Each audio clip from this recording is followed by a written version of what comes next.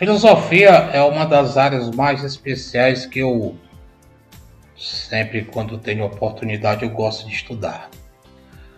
Gosto de buscar conhecimento, principalmente do campo da filosofia, que é dos estudos pela qual nós tomamos um grande conhecimento em várias áreas.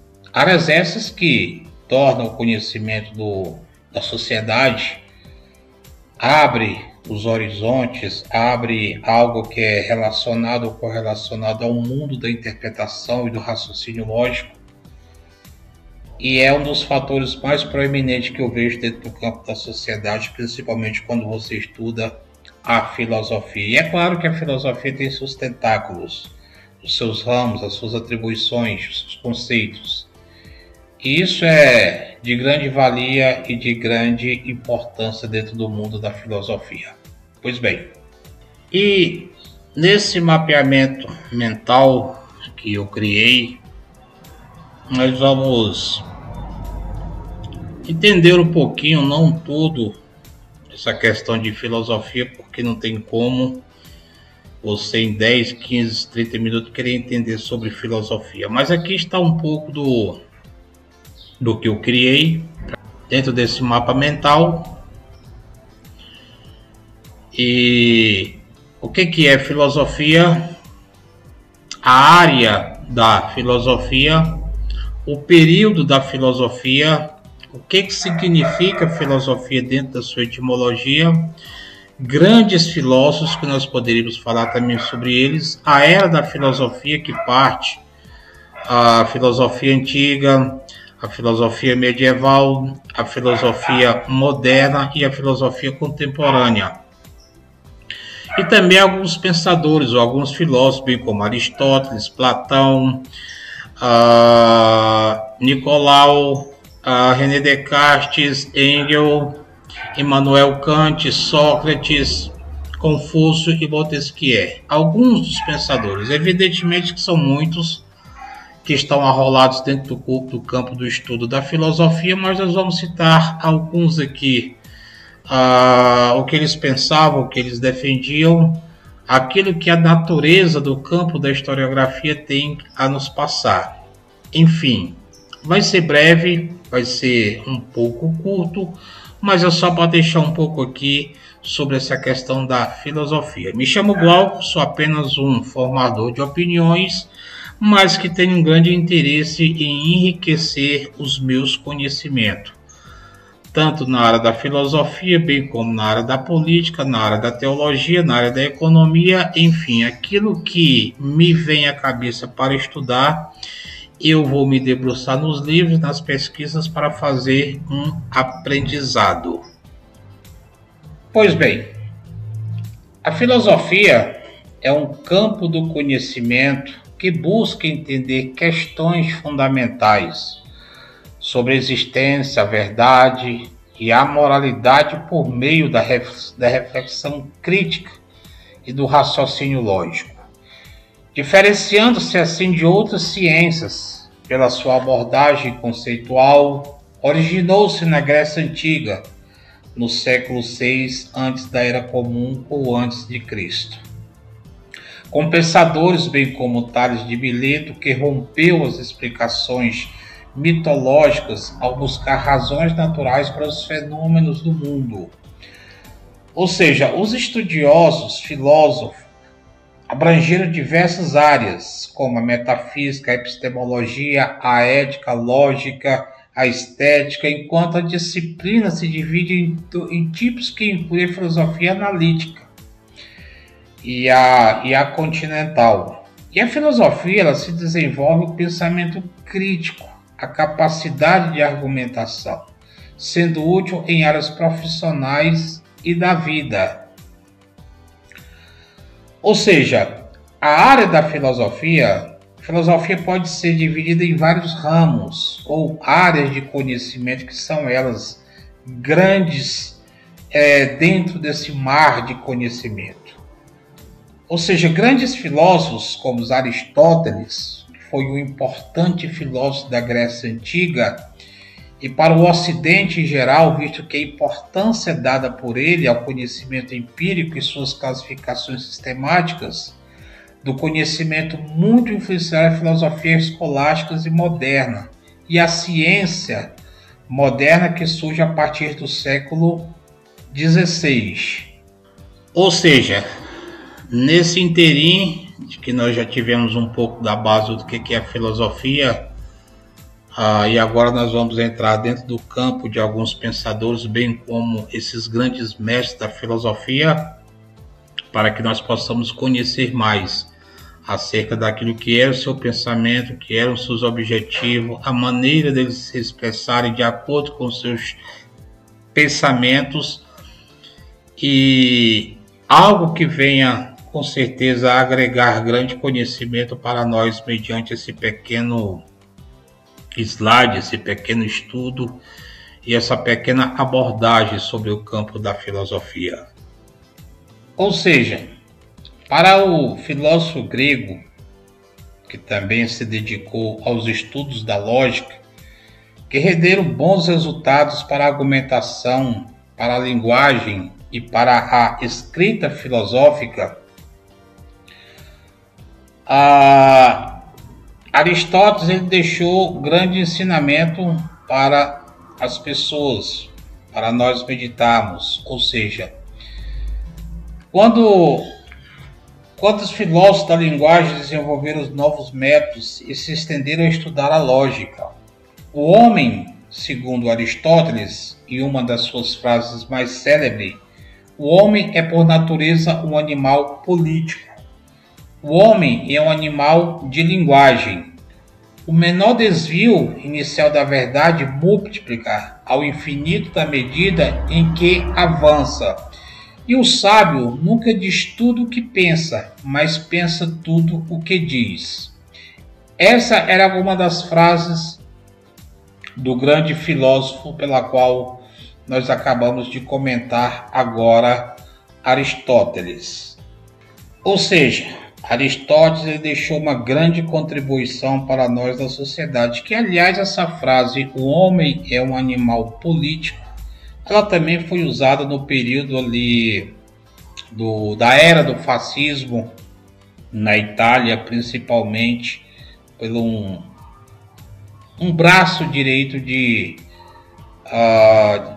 Mussolini, que foi o Giovanni Gentili, a qual ele disse que o homem, dentro da sua individualidade, ele era um animal político.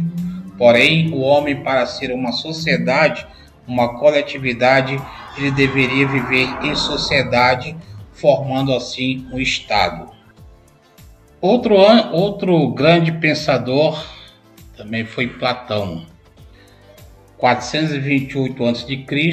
a 347 a.C. Foi um filósofo grego, considerado um dos principais pensadores da sua época.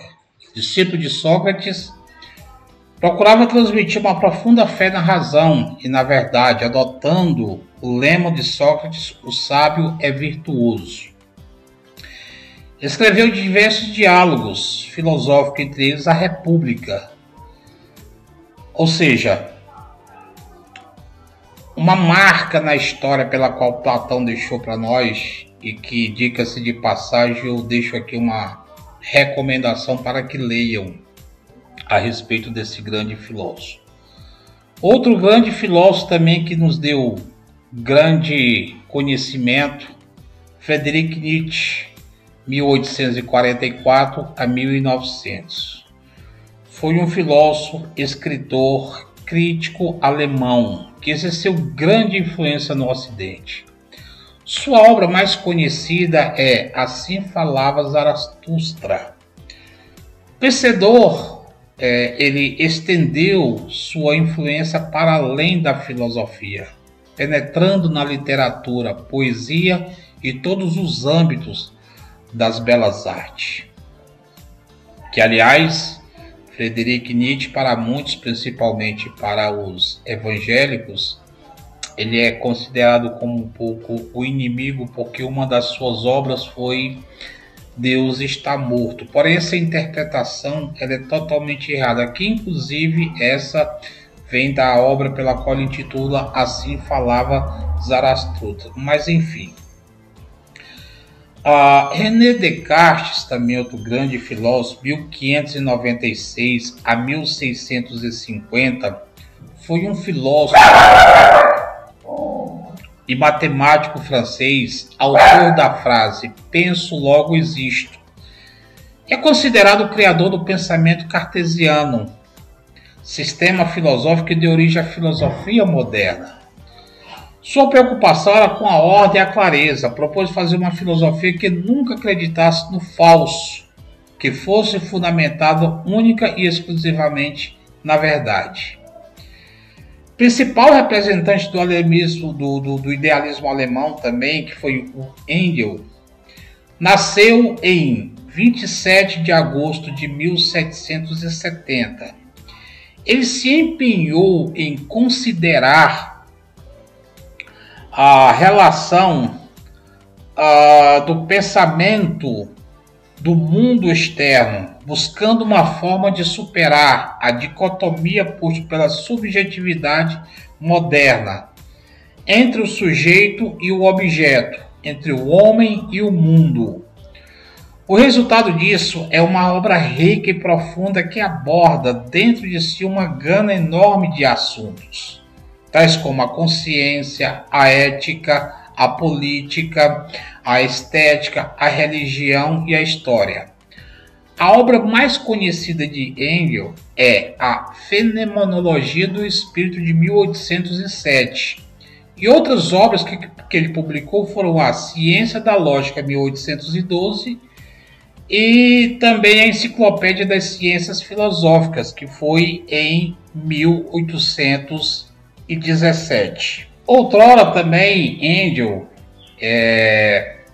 ele também escreveu as linhas fundamentais da filosofia do direito, foi em 1820. Engels, ele inovou ao articular as noções do conceito, ideia e espírito mediante um movimento que é conhecido como a dialética.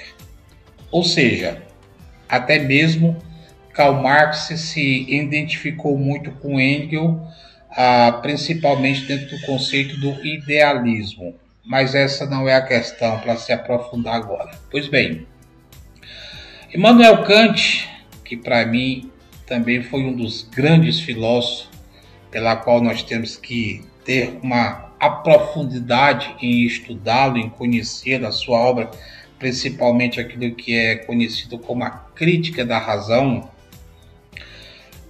1724 a 1804, foi um filósofo alemão, fundador da filosofia da crítica, ou a Crítica da Razão, um sistema que procurou determinar os limites da razão humana. E a sua obra é considerada a pedra angular da filosofia moderna. Sua obra-prima, a Crítica da Razão Pura, deu início à grande era da metafísica alemã. A obra diz respeito a tudo que transcende o mundo físico que experimentamos. Ou seja, para Kant, que para mim foi uma das figuras mais importantes do campo da filosofia, essa obra, a Crítica da Razão, tem uma grande valia.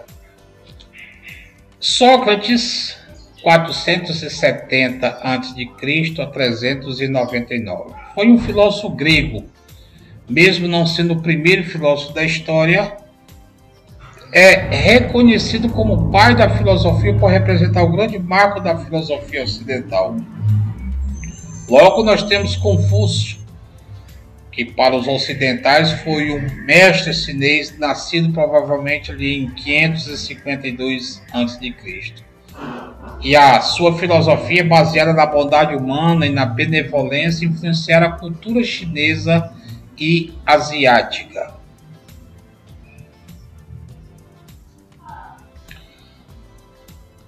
Para mim, essa fera, Montesquieu, foi o principal filósofo de todos os tempos. Eu o considero como Marte da filosofia.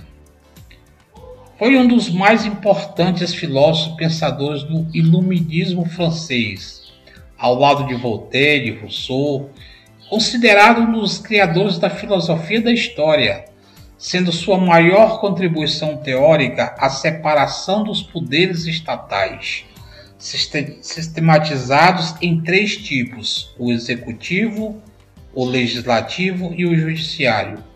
Ele foi um crítico do absolutismo e do catolicismo, defensor da democracia, sendo sua obra mais destacada O Espírito das Leis, publicado em 1748, um tratado de teoria política, no qual aponta para a divisão dos 3 poderes, executivo, legislativo e o judiciário.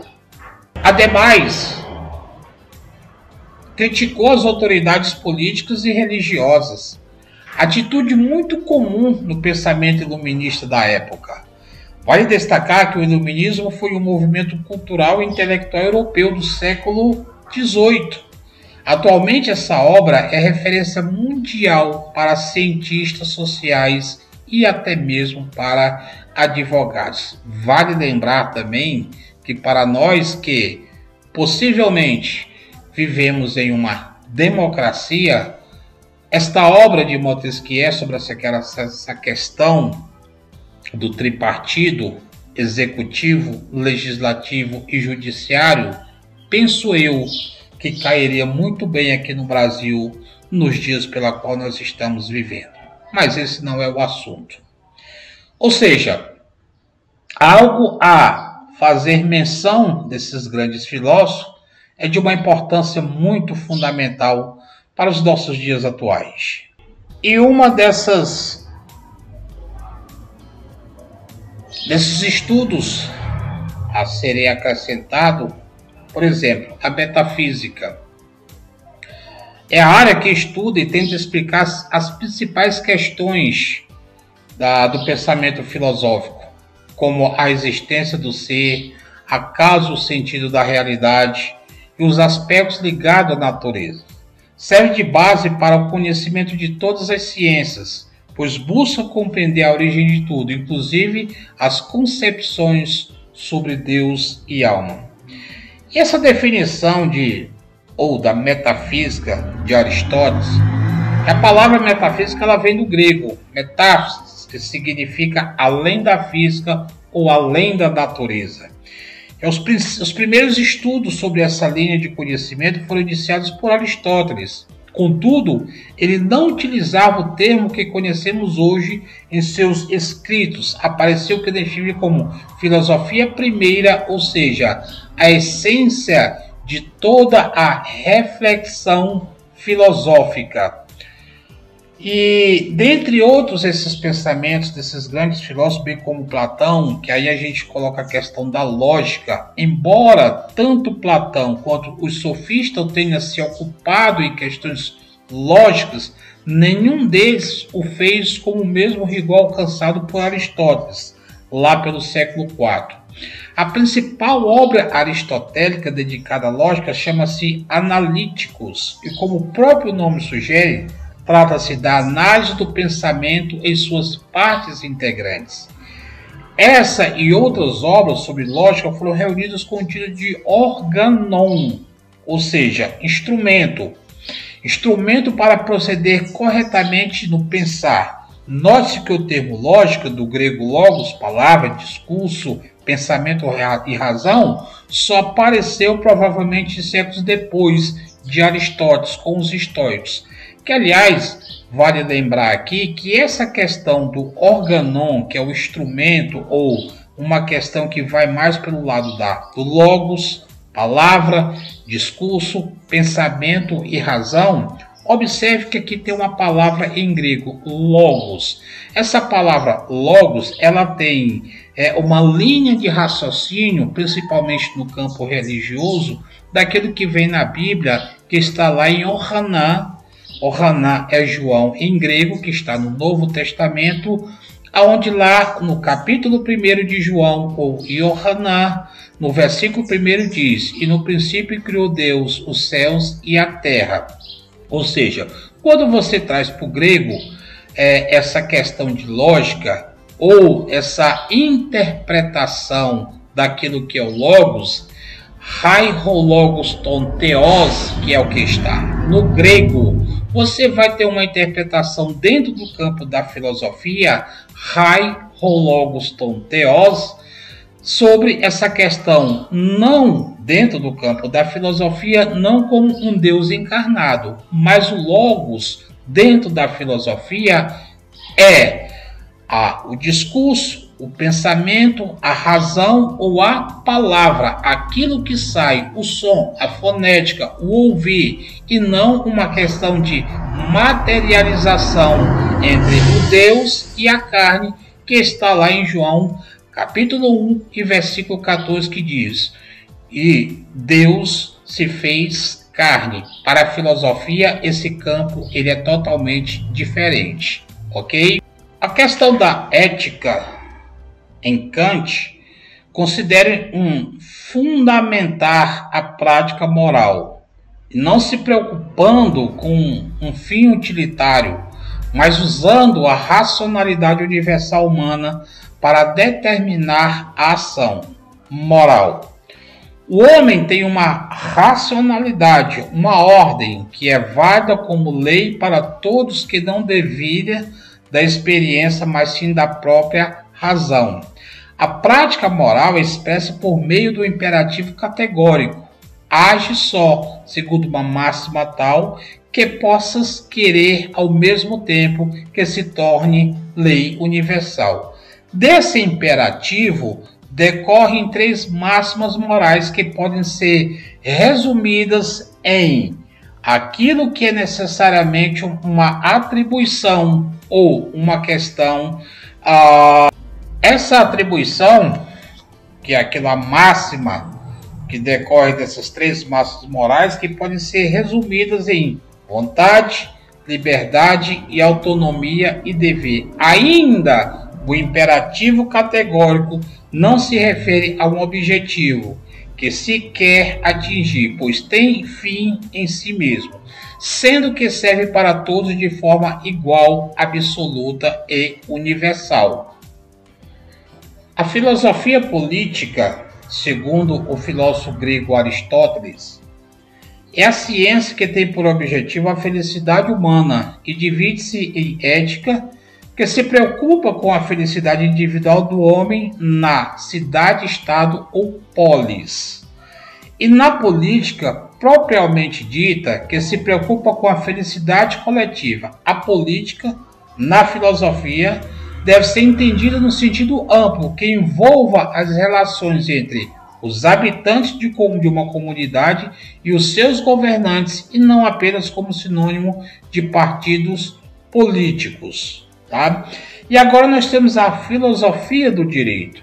A obra Filosofia do Direito estabelece relações entre a filosofia, o direito e o pensamento jus-filosófico, refletindo a respeito de seus fundamentos e horizontes. Os momentos mais importantes da história da filosofia do direito se apresentam no estudo sistemático, desde suas origens gregas, passando pela sua trajetória medieval e pelas transformações ocorridas na modernidade, até chegar à filosofia do direito contemporâneo, com seus horizontes e quadrantes apontando e desenvolvimento os seus caminhos. E agora nós temos as divisões das filosofias. Nós temos a filosofia antiga, que é o período compreendido entre o surgimento da filosofia no século VII a.C. e a queda do Império Romano. Ela marca a primeira forma de pensamento filosófico existente. Seu início ocorreu na Grécia cerca de 600 anos antes de Cristo ou antes da Era Comum, como forma de questionamento a mitos e superstições. Os pensamentos desenvolvidos na época serviram de base para a construção do raciocínio crítico e do modo de pensar ocidental, ou seja, algo que é totalmente levado em consideração.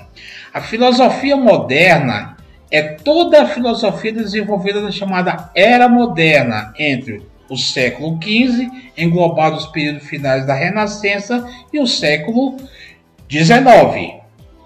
Com o surgimento das novas ciências da época, a filosofia moderna é marcada pela centralidade na razão, com forte conhecimento e na sua plena capacidade de compreensão da realidade. Com isso, a filosofia moderna ela rompe com o pensamento medieval, que subordinava a razão da fé.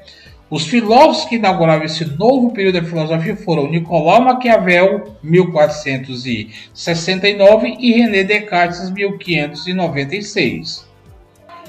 Tivemos também a filosofia medieval, que é a produção filosófica que ocorreu na Idade Média, principalmente na Europa. Ela é principalmente caracterizada pela sua predominância de valores religiosos, haja vista a grande influência da Igreja Católica no período, mas havendo a tentativa de conciliá-las com a razão, duas escolas filosóficas destacaram-se, a patrística e a escolástica, consagrando nomes como Santo Agostinho, que é o que nós chamamos de um período pela qual ele torna-se a seção de acordo com a questão do semi-pelagianismo e do maniqueísmo, e São Tomás de Aquino, respectivamente. Cronologicamente, esse período começou ainda na Antiguidade, mas é comumente definido como a produção filosófica do período medieval. Ou seja, esse é um pequeno resumo do que é a filosofia, para que nós possamos tentar entender alguns pensadores, alguns filósofos, as suas ideias, o seu raciocínio, a sua busca de conhecimento.